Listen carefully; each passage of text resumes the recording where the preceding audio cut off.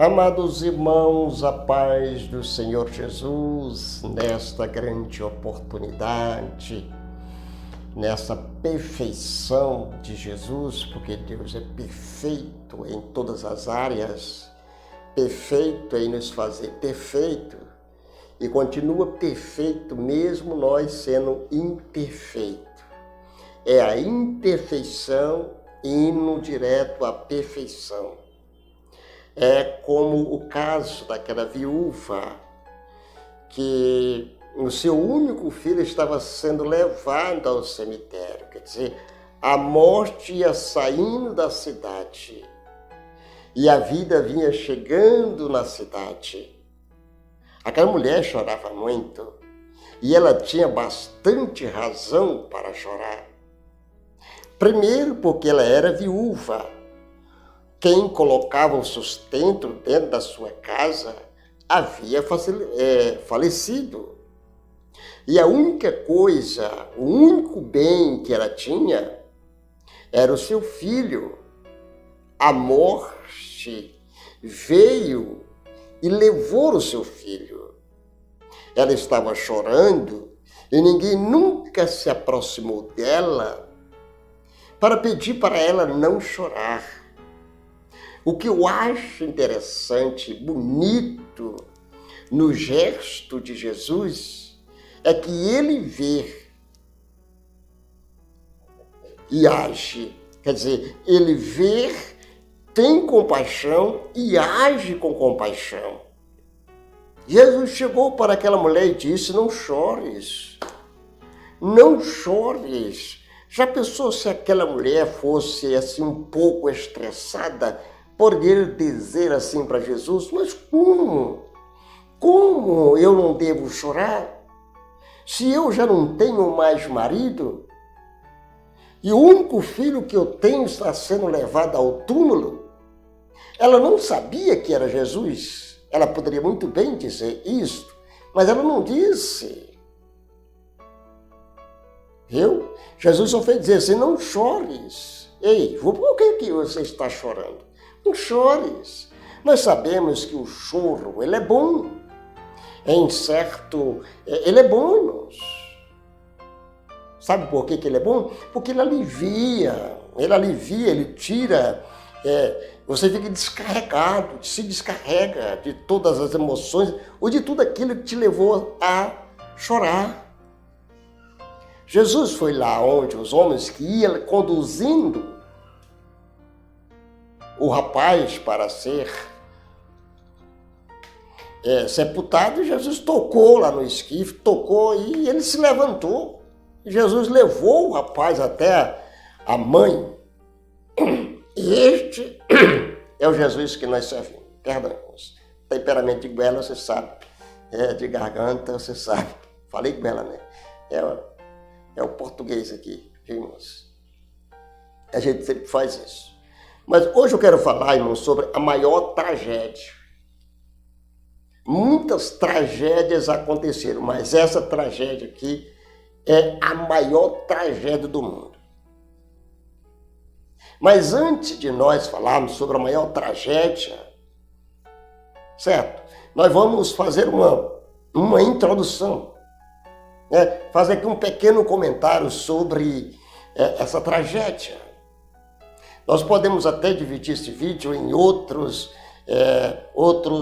episódios, porque só desses é impossível a gente passar para vocês o relato da grande tragédia.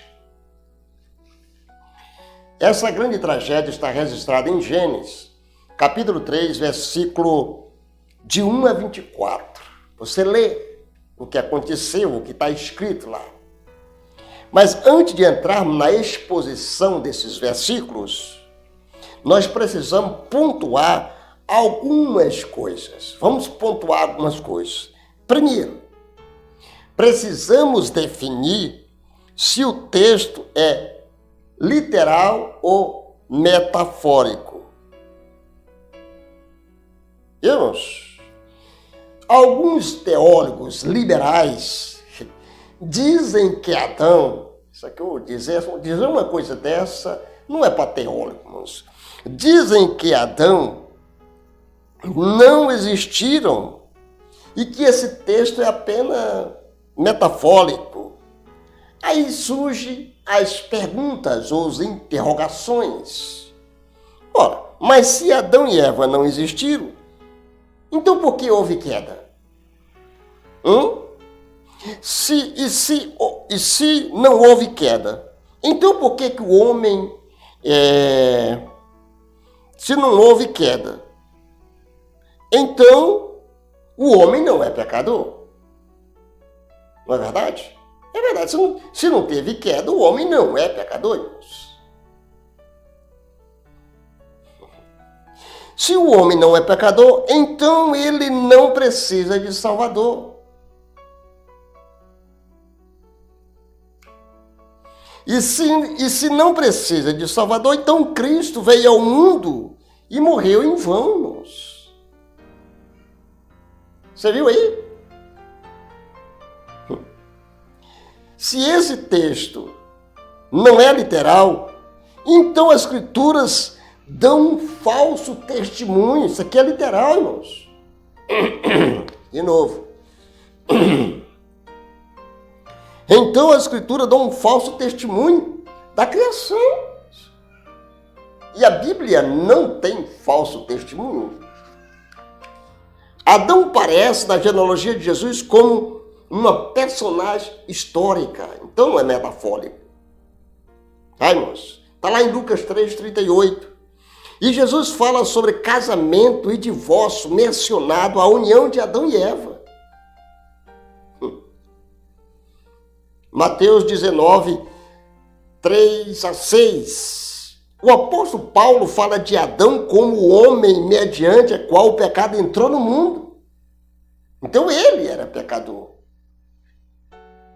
Romanos 5, 12, 18, 19 e 1 Coríntios 15, 21 e 22. E se refere a ele como o primeiro homem. Louvado seja o nome do Senhor Jesus.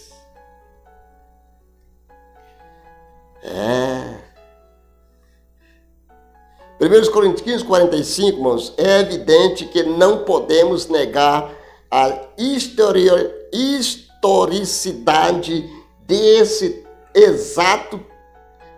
texto sem jogar por terra toda a Bíblia. Ficamos com as Escrituras que não pode falhar. A Escritura não falha. A Escritura não mente. Deus zela pela sua palavra. A palavra do Senhor Jesus, ela é como uma espada.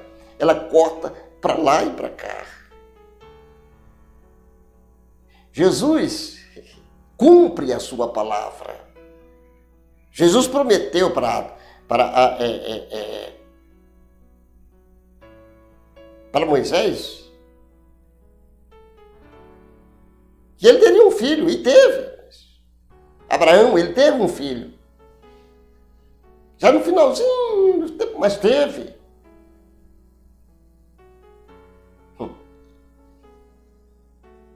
Aleluia, Jesus.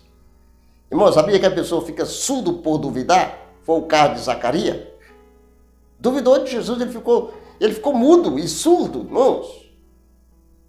Não duvide. Segundo, precisamos compreender que a queda no mundo angelical ocorreu depois da criação do homem e da mulher. Veja bem. Eu acho que Satanás disse assim, já que Adão e Eva caiu, nós vamos lá para terminar de arregaçar o mundo. Vimos?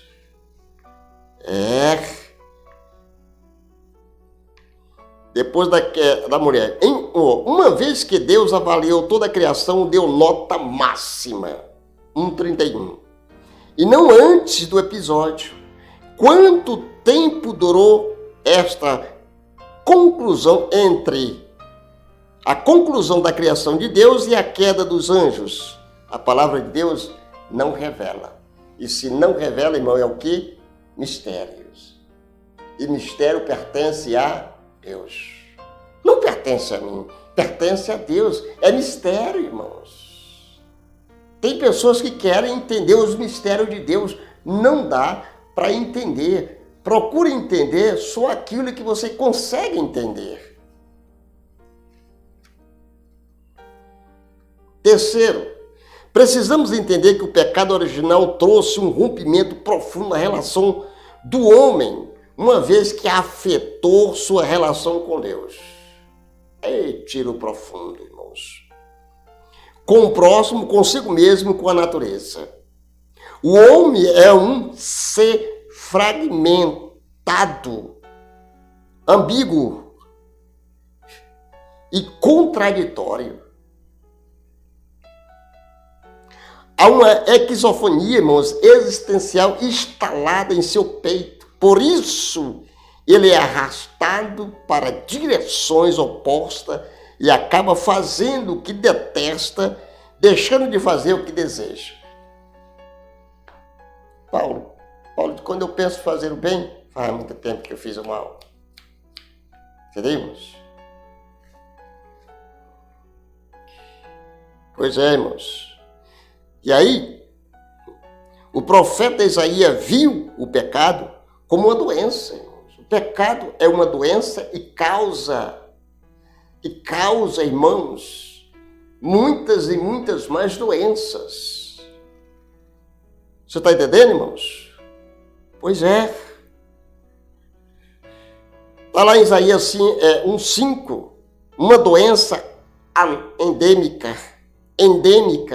epidêmica, pandêmica, que atingiu a toda a raça humana. Todos foram concebidos e nascemos em pecado.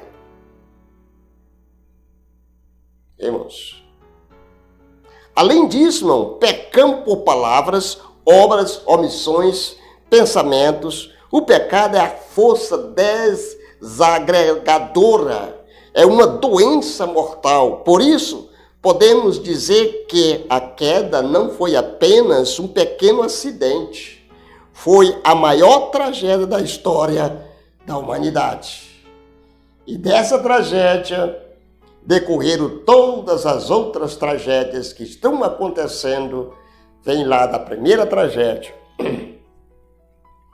O pecado, irmão, não é apenas um pequeno, não é pequeno e leve deslize, mas uma queda desastrosa. Também não é inofensivo, irmãos. Ele é extremamente maligno e mortífero. O pecado é absolutamente desagregador. Ele chega, destrói a comunhão e faz o relacionamento adoecerem. Isso pode ser contestado pelos seguintes motivos. A gente não vai passar os motivos. São o primeiro motivo, segundo motivo, terceiro motivo e quarto, né? Primeiro lugar, no caso, segundo lugar, terceiro lugar, quarto lugar. São 4. A gente vai dar na sequência, tá? Em outro episódio, em outro vídeo. A gente agradece carinhosamente todos os nossos queridos irmãos em Cristo Jesus, que já é inscrito, e você que vai se inscrever agora, a gente agradece do fundo do nosso coração. Pedimos ao Pai do Céu que lhe abençoe, que lhe guarde, que lhe proteja e que você renda graças, honras e sejam sinceros, honestos e fiéis a Deus. Busque o Senhor enquanto se pode achar, porque depois você buscará e não encontrará. Fique com Deus, se inscreva no canal, ative o sininho de notificação, dê um like e até a próxima edição, em nome do Senhor Jesus. Amém, Jesus, e amém.